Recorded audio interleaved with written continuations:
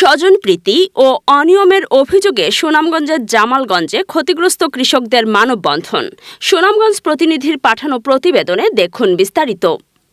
সুনামগঞ্জের জামালগঞ্জ উপজেলার ভীমখালী ইউনিয়নের ৭ নং ওয়ার্ডের কলতোখা গ্রামে সরকারি সহায়তার তালিকায় প্রকৃত ক্ষতিগ্রস্ত কৃষকদের নাম অন্তর্ভুক্ত না করে ব্যাপক অনিয়ম ও স্বজনপ্রীতির প্রতিবাদে এক মানববন্ধন অনুষ্ঠিত হয়েছে।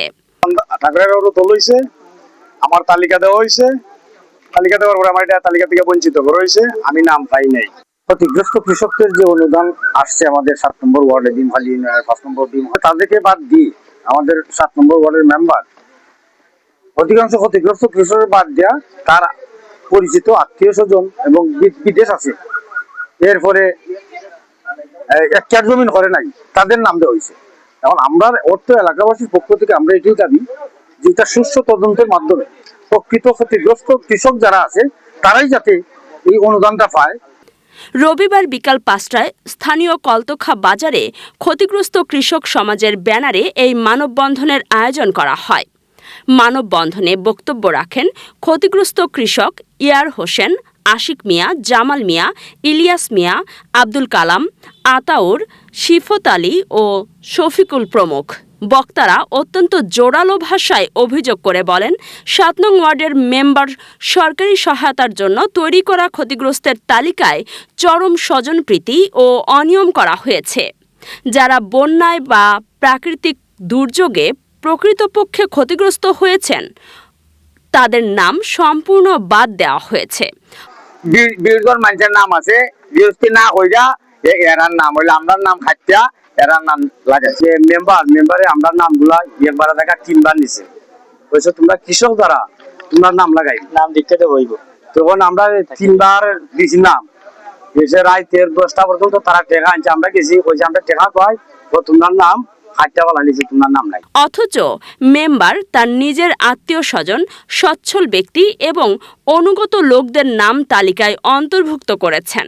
বক্তারা আরও বলেন, এই মেম্বারের অনিয়ম ও দুর্নীতির কারণে আমরা যারা সবকিছু হারিয়ে আজ নিঃস্ব, তারা সরকারের দেওয়া ন্যায্য অধিকার ও মানবিক সহায়তা থেকে বঞ্চিত হচ্ছি। তালিকায় এমন অনেকের নাম দেওয়া হয়েছে যাদের কোনো আবাদি জমিই নেই। আমরা এই ভুয়া তালিকা অবিলম্বে বাতিল করে প্রশাসনের পক্ষ থেকে নিরপেক্ষ তদন্তের মাধ্যমে প্রকৃত ক্ষতিগ্রস্ত কৃষকদের নাম অন্তর্ভুক্ত করার জোর দাবি জানান। এটা হচ্ছে আমার বিরুদ্ধে কলকাতা গ্রামে আজ যে মানববন্ধনটা হচ্ছে আসলে সম্পূর্ণ মিথ্যা। এটার কোনো সত্যতার কিছু নেই।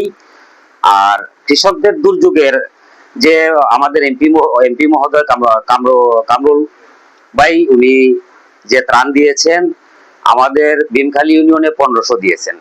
তো 1500-র মধ্যে আমি ওয়ার্ড ভিত্তিক 180টা নামের বরাদ্দ পেয়েছি।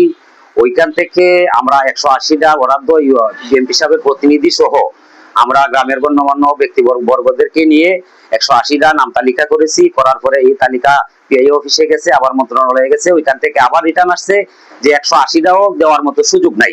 ওইখান থেকে 90টা রাখা হয়েছে। 90টা নাম এমন এক মুহূর্তে আমাদেরকে মিটিং ডাকা হচ্ছে। আমাদের ইউনিয়ন পরিষদের চেয়ারম্যান অতি দক্ষ চেয়ারম্যান, আমাদের ইউনিয়ন পরিষদের সচিব অতি দক্ষ সচিব, উনি সচিবদের সভাপতি, উনাদের সহযোগিতায়, আমাদের এলাকাবাসীর সহযোগিতায়, আমাদের এমপি মহোদয়ের প্রতিনিধির সহযোগিতায় আমরা তালিকা দিছি।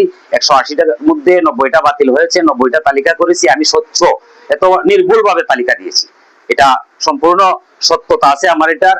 আমার সাথে আরো সহযোগী ছিলেন, এমপি মহোদয়ের প্রতিনিধি ছিলেন।